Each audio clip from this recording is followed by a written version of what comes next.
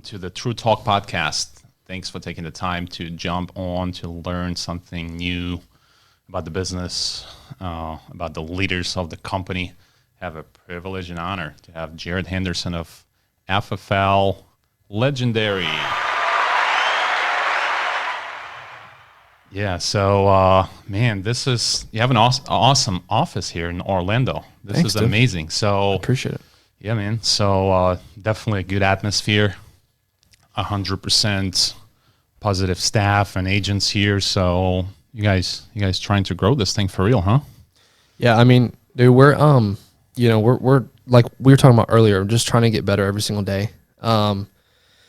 It's kind of hard not to, when I'm surrounded by people like you and, Giordano and Wayne Carr and just all these other guys just blowing it up. We were kind of talking earlier about, what gets you up in the morning and things like that. It's just, we can't not grow, being around guys like you. So we're doing the best we can. We're doing the best we can. Sure, man. So what gets you up in the morning then? For me, dude, honestly, that's a good question. I've actually, honestly, I've had to kind of take a step back recently. I think it's changed for me. For me, when I got started, it was definitely about me. It was definitely me. How much money can I make? But a little bit about my story, I'm sure people may know or may not know. But I grew up single mom, and I watched her work her butt off to keep the lights on. And so when I got in this business, I think a lot of it was geared towards that. I wanted to give back and try to help her. But there were certain goals that I had. I wanted to be able to help her, get out of debt and pay her house off and get her a good car that wasn't going to break down 4 times a week, and I've kind of gotten there to where I've kind of marked some of those things off the list. And I think in the beginning, a lot of that was what was getting me up in the morning. And now I think it's more geared towards how many people can I help get there, if that makes sense. Yeah. I don't know if that answers your question, but makes a ton of sense, man. That's a good reason to wake up every single morning. So Jared, let's circle back a little bit. So when did you start with FFL? What did that look like? Did you have any prior life insurance experience? Walk us through that.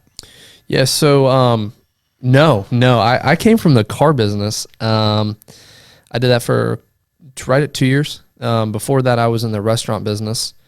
And I had no sales experience. I hardly sold lemonade as a kid growing up. And, I started a lawn business when I was like 15 because no one would hire me. I wasn't old enough to get a job. So for me, I feel like I always had that like quote unquote hustle,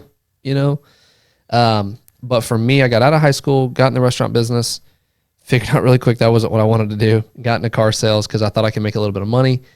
And then I quickly found that I was capped in the car business. I was working 70, 80 hours a week, and I was making okay money, but I was always at work, and I was capped at like 60, 70 grand. Okay. So then that's I found okay money. Yeah. That's okay. It's all right. I was 18. Yeah. Oh no, that's pretty good for 18 years old. So it wasn't terrible, but that was, I got started with FFL a little over 4 years ago. Got it. Okay. So, how come? Who is it? Somebody that you know that brought you in, or you just? Yeah. So actually, it's funny you say that. So, it was a buddy of mine, that knew a friend. He actually knew Ryan Montalto. Okay. And he's like, hey, you should really look into this, because Ryan used to run restaurants. So he was like, you should go talk to this guy, see what you think. If you want to do it, let me know, and I'll hook you up with the guy. I was like, okay. And then I had another buddy of mine that I told about, and I was still selling cars. So I was like, hey, you should go check this out, because he wanted to get out of the car business. I was like, yeah. I was like, you should go do it. He's like, all right. He's like, I was going to quit anyway. Like, he was trying to find something else to do. So I was like, yeah, perfect. You're going to quit. I was like, you go be the guinea pig, you figure it out, So he got licensed, and he was like, dude, this is real. Because same thing. I was like, I don't know. The numbers there thrown out, and he was like, no, it's real. So he showed me his bank account after like a month and a half, and he's like, yeah, I put $8,000 in there for about a month, and then I did this, and he's like, I worked half the time, and I was like, okay, So For me, the reason why I feel like I got out was I wanted not only good money, but I wanted time too later down the road. I wanted to be able to have something where I could have both. Got it. Okay. And in your mind, what does it take to succeed with Family First Life? Man, that's a really good question. For me, I think it's all up here. You know, I think a lot of people don't have this right. I definitely have been in this business and not have this right. You know, so I know what that's like, but I think it takes discipline. You know, I think you have to be that person to where whether you feel like getting up and getting out of bed and going and running appointments, you got to do it. You know, I think it takes grit, you know, and understanding it's not always about you. You know, I think it takes that person that, like you said earlier, you want to get better every single day. And I think if you don't really have that, this may not be for you, you know, but you got to be that person that wants to do bigger and better things and have that inside you and have that fire burning inside you. Because if not, it's going to be hard when you go out there and have a bad day and get, you know, pushed around or punched in the face. Not literally, but, you know, in the field. Yeah, 100%. So now that you said that you checked off some stuff off your list, you had to basically revisit your goals and your why. And what do you see for this office? Like, you know, in the future, what are some of the goals you're trying to hit as an agency? Because you said, I want other people to have the same opportunity to help their family, take care of their family, get something they never had before. And basically, you know, that's why we all work, right? So, Absolutely. Yeah. So what does that look like? So what are you seeing for this office? What are you trying to get for your team? Yeah. So, I think the biggest thing in like having Wayne and a couple of other guys in here has been a tremendous help. Having Dan in here, Dan Shinati, he's absolutely killing it. You know, Crazy, right? 62,000 last month. it's insane. Issue paid. It's insane. I've never written 62 grand in a month. I just haven't. I think the biggest month I ever had was like 49,000. I had a small annuity in there. You know, so for me, I look at it and I look at the amount of insurance Wayne sells. I look at the amount of insurance, you know, Dan sells, and it's just, I could never go out and sell that much insurance. So having that collectively as a group, for me, I think not only just having them here and creating like an army essentially to be able to go out and train agents, I think is the first and foremost. But for me, what I see for the office is I want to have this thing packed to where you come in at 8 a.m. and everybody's literally on the phone dialing by 8. You know, they're booking 15 appointments every 2 days, and everyone is just on the same page. They know they're coming in, and it's time to get to work. You know, and don't get me wrong, we want to come in here and have a good time, and you know, I'm not gonna say have fun because we're not here to have fun. We're here to make money, but I want it to be the good atmosphere. You know, but I see the vision of people coming in here, getting to work, making more money than they've ever made, and just changing a bunch of lives, honestly, and just having this thing so slap full.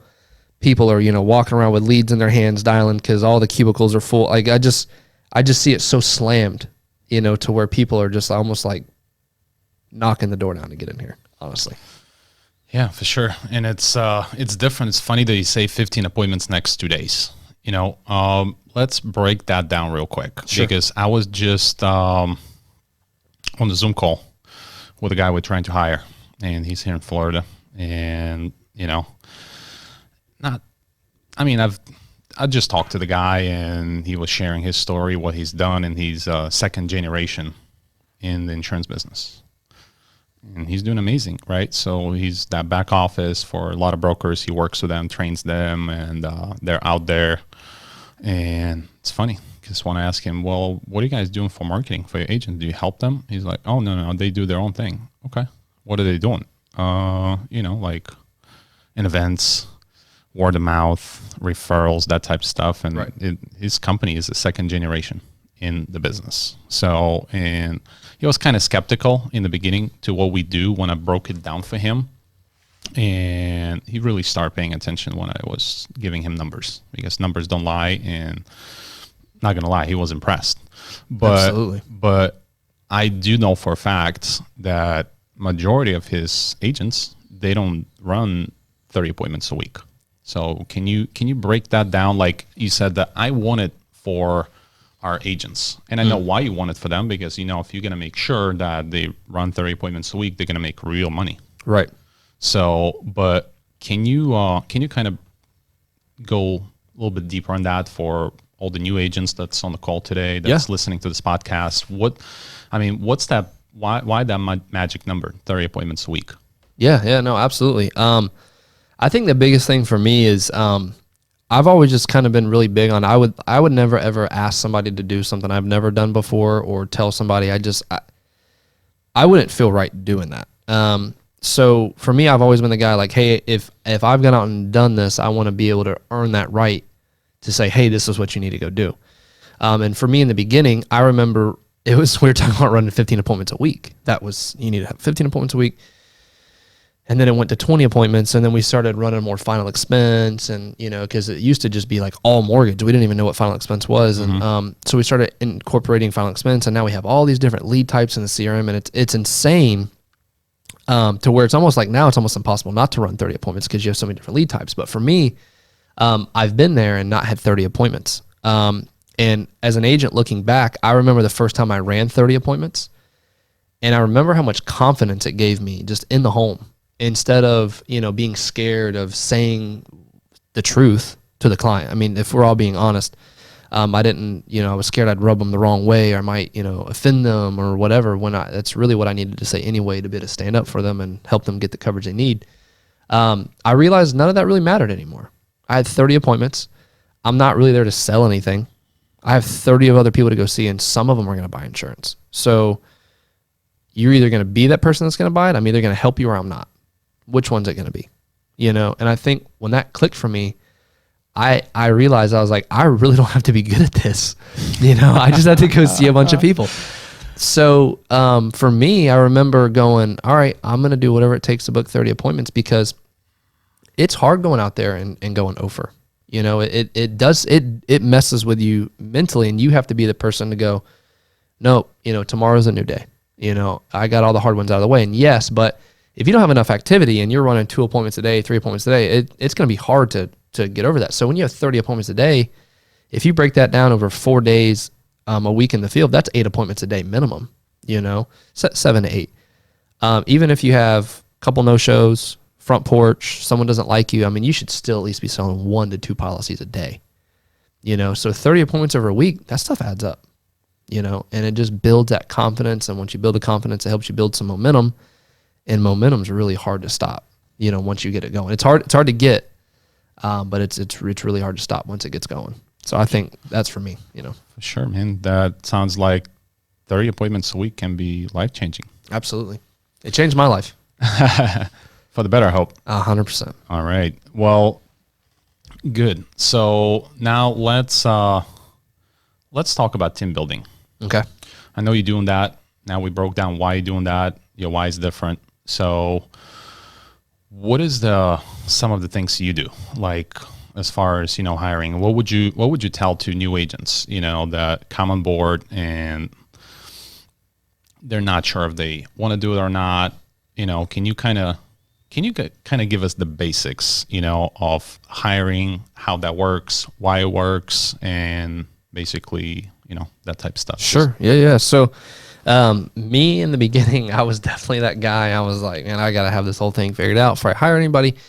And it was funny because I was the guy telling my buddy to go do it first, But for me, once I understood the concept of, and it probably took me a couple months, honestly, to really figure out like what was really going on here. Mm-hmm.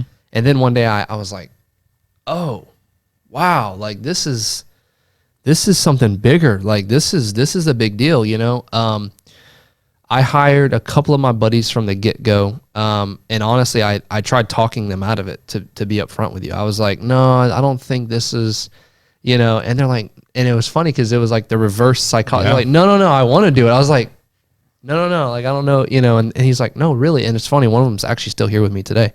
But for me, once I really understood what the opportunity was, I just wanted to kind of share it, because I saw what it was doing for me, even though I wasn't making $50,000 a month, I knew I was making a lot more than my friends were making, doing construction and working in the restaurants.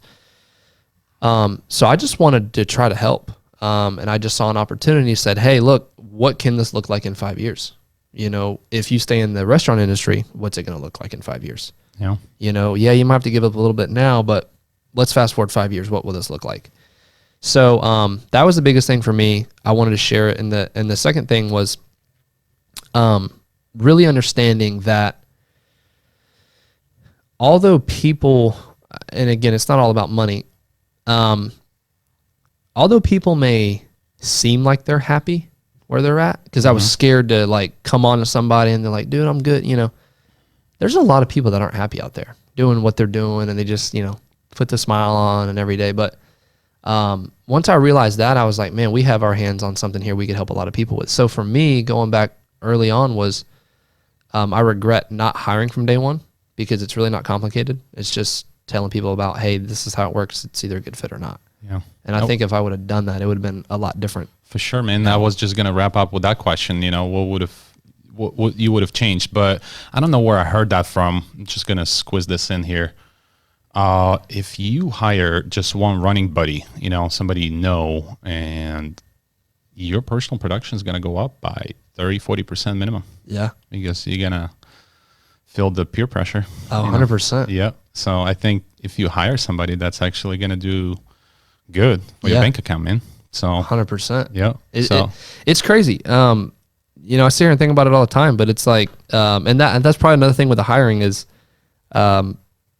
probably why I didn't hire from the beginning, because I didn't want to get beat at my own game, and no one wants to be beat at something they're good at, So I was like, I got to figure this out so no one will beat me.